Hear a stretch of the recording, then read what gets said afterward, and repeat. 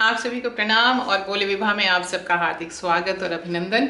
मैं विभा रानी आज एक बार फिर आपके सामने एक नए विषय के साथ आई हूँ, लेकिन उसके पहले अगर आपने हमारा चैनल सब्सक्राइब नहीं किया है तो आप उस चैनल को सब्सक्राइब कर लीजिए, झट से बेल आइकन दबा दीजिए और फिर अपने लाइक कीजिए, शेयर कीजिए, कमेंट्स कीजिए। और आपको लगता है कि अगर आपके मन के हिसाब का मैं कोई विषय आपके सामने प्रस्तुत करूं और अगर वो मेरी क्षमता में हुआ तो मैं उसे ज़रूर आपके सामने और आपके साथ उसे साझा करना पसंद करूंगी।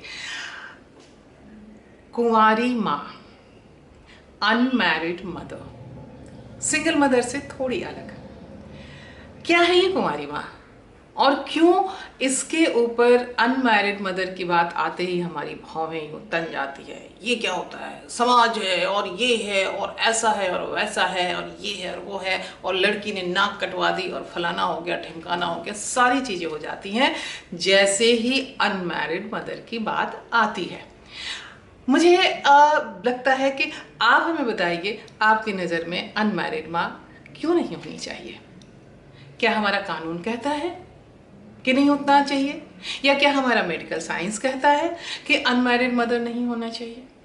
अगर वैसा नहीं होता है तो हम अपने उस समाज की बात को लेकर के एक मदर के ऊपर, एक माँ के ऊपर हम ये आरोप लगाते हैं बगैर ये सोचे समझे कि अरे अभी तो हम अपने इसमें कहते हैं कि माँ तो स्वर्ग के समान है और माँ के चरणों में स्वर्ग है और माँ ये है और माँ वो है और माँ है तो हमारी दुनिया है, पूरी सारी सृष्टि है, कायनात है। और वही माँ जैसे ही उसमें एक विशेषण हम लगा देते हैं अनमैरिड, तो वो तमाम जो है वो बिल्कुल हमारी नज़रों के सामने से, हमारी नज़रों से गिर जाती है, गिरा दी जाती है। आखिर ऐसा क्या है?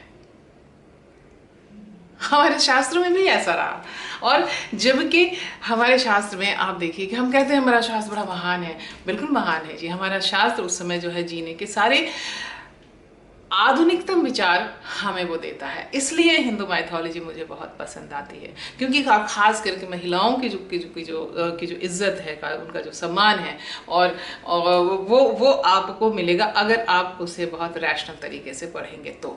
लेकिन वहाँ पर भी स्त्रियों के लिए बंधन जो है वो बड़े अजीब और गरीब बंधन है। आप देखिए कि वहाँ कोई लड़की जो है वो द्रौपदी नहीं हो सकती है, वहाँ कोई लड़की शूर्पणखा नहीं हो सकती है, वहाँ कोई लड़की कुंती नहीं हो सकती है। आइए कुंती पर बात करते हैं। कुंती अनमैरिड मदर थी, कुंवारी माँ। ऋषि दुर्वासा ने उन्हें वरदान दिया था उनकी सेवा से प्रसन्न होकर के कि तुम जिस भी देवता का स्मरण करोगे, वो करोगी, वह तुम्हें एक संतान देगा। और अपने उसमें अपनी उत्सुकता में कि ऋषि ने जो ये वरदान दिया है, जरा चेक तो करें, जरा टेस्ट तो करें, जरा एग्जामिन तो करें कि सही में ऐसा है क्या। उन्होंने सूर्य देवता का आवाहन किया और उसके बाद कर्ण का जन्म हुआ। लेकिन चूंकि समाज ने इस चीज की उन्हें इजाजत नहीं दी थी कि एक अनब्याही लड़की अपने से किसी संतान को जन्म दे सकती है, इसलिए कुंती को अपने पुत्र को, कर्ण को त्यागना पड़ा था। और ताउम्र वो त्यागती रही, कभी उन्होंने स्वीकार नहीं किया कि यह मेरा पुत्र है।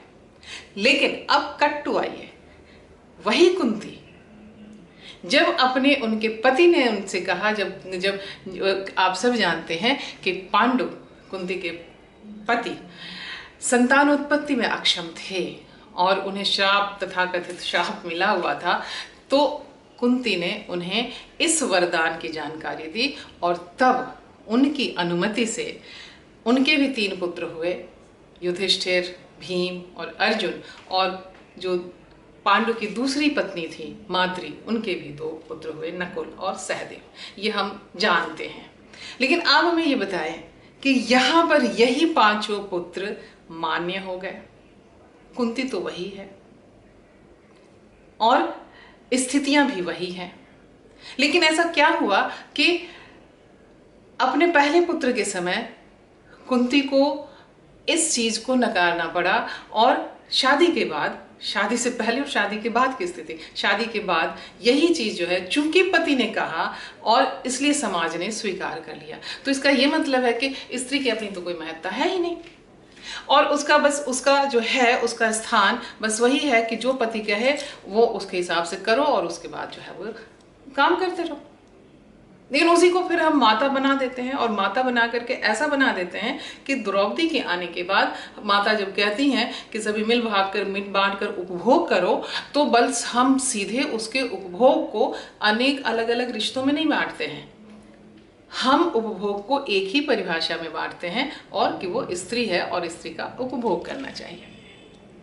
हमारे आज के समय में, आज मैं ये बात इसलिए कर रही हूँ कि अभी हाल में ही बहुत हंगामा मचा है कि एक लड़की बिना शादी के प्रेग्नेंट हो गई। भाई क्यों भाई बिना शादी के? जब उसका शरीर, जब वो मेडिकली फिट है तो वो प्रेग्नेंट क्यों नहीं हो सकती है? जब वो माँ बनने की कैपेसिटी है उसकी, तो वो माँ क्यों नहीं बन सकती है? किस शास्त्र ने कहा है कि पति के साथ ही संसर्ग करने से जो उत्पन्न संतान है तभी आप माँ कहलाएंगी और तभी आप माँ की पदवी से विभूषित होगी? ये तो माँ के शब्द का अपमान है, माँ की क्षमता का अपमान है, माँ की संतान उत्पत्ति की क्षमता का अपमान है, माँ जो प्रकृति से रजती है उसका अपमान है। तो इन अपमानों के साथ हम किस मुंह से कहते हैं कि मातृ दिवस, मातृ दिवस? असल में हम कोई मातृ दिवस नहीं मनाते, हम तो पितृ दिवस मनाते हैं। क्योंकि अगर ऐसा है तो माँ है। और ये माँ, अगर हम ये कहते हैं कि माँ और अनमैरिड माँ है, तो ये अनमैरिड माँ आती कहाँ से है? मुझे हमेशा इस बात की बड़ी उलझन होती है। आप मेरी उलझन जरा सुलझाने में मेरी मदद करें कि ये अनमैरिड माँ आती कहाँ से है? आकाश से टपक के आ जाती है, या हवा से उड़ करके कहीं आ जाती है, या अपने से वो गर्भ धारण कर लेती है? अगर ऐसा नहीं है तो आप मूल पर आइए, माँ पर मत जाइए, वैसे पर आइए कि जहां अगर आपसी सहमति से अगर कोई अनमैरिड लड़की मां बनती है तो बनती है। हमारे पेट में क्यों दर्द हो रहा है, हमारे सर में क्यों दर्द है, ये उसका मामला है। आप और हम उनका खाना खर्चा नहीं चलाते हैं। और ये कहने की बात है कि उससे समाज बिगड़ रहा। समाज क्या बिगड़ेगा? समाज में नई हवा आ रही है, नया रूप आ रहा है। हम धोती से जीन्स पे आ गए तो नया रूप आया। हमारे घर में कभी कोई हमने सोचा भी नहीं था कि फोन होगा, लेकिन आज हम हमेशा इसको लगाए हुए घूमते हैं। तो नई क्रांति है, नई चीजें हैं। तो नए खिड़की दरवाजों के लिए तो हमें अपने आप को खुला रखना होगा। दूसरी बात, वहां जहां लड़कियां तरह तरह के झांसों में आ जाती हैं। अब आप कहेंगे कि वो झांसे पढ़ी लिखी है, समझदार है, मेरे कहने के अनुसार बालिग है, तो झांसे में क्यों आती है? भैया झांसे में तो बड़े बड़े लोग आ जाते हैं। पूरा संसार ही आजकल झांसे पे चल रहा है हर चीज में। तो झांसे की तो कोई बात आप ना कीजिए। प्रेम ऐसा तत्व है कि हम आमतौर पर लड़कियां प्रेम में कोई ये नहीं झांसे या धोखे या इस तरह की बात वो नहीं सोचती हैं। वो ये सोचती हैं कि अगला मुझसे प्रेम कर रहा है, और अगला प्रेम कर रहा है तो वो सेल्फलेस प्रेम कर रहा है। मैं भी सेल्फलेस प्रेम कर रही हूँ, और उस प्रेम में अगर हम दोनों मिलते हैं तो एक विश्वास के तहत मिलते हैं कि वह इस विश्वास की रक्षा होगी, अमानत में खयानत नहीं होगी। लेकिन जब उस विश्वास की रक्षा नहीं होती है और नहीं होने के बाद वह धोखा जो उसे मिलता है, और वह धोखा उसे अनमैरिड माँ, कुंवारी माँ का टैग लगा करके भेज देता है। अब समाज है, तथाकथित समाज है, उसकी इज्जत है, ये है वो है, तो क्या होता है?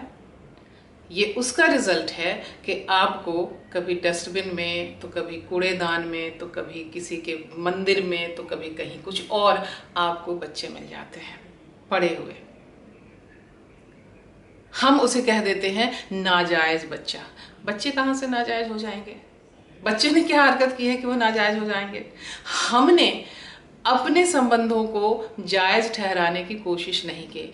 जिसने हमें गर्भवती बनाया, हमें प्रेग्नेंट बनाया, वह इस जिम्मेदारी को लेने से मुकर गया कि यह मेरी संतान है और जैसे भी होगा इस संतान का पालन पोषण हम करेंगे।